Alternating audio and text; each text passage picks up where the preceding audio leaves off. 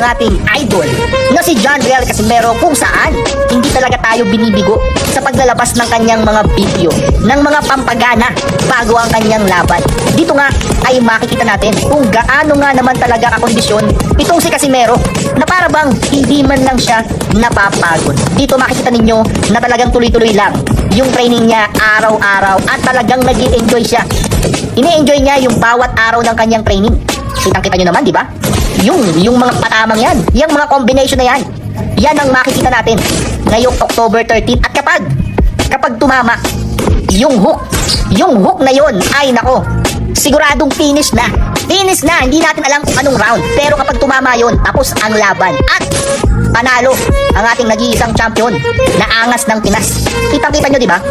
Tine-training talaga ni Casimero yung hook niya. Makikita ninyo yung training niya at yung ginagawa niya sa kanyang araw-araw na training. Yan lang din naman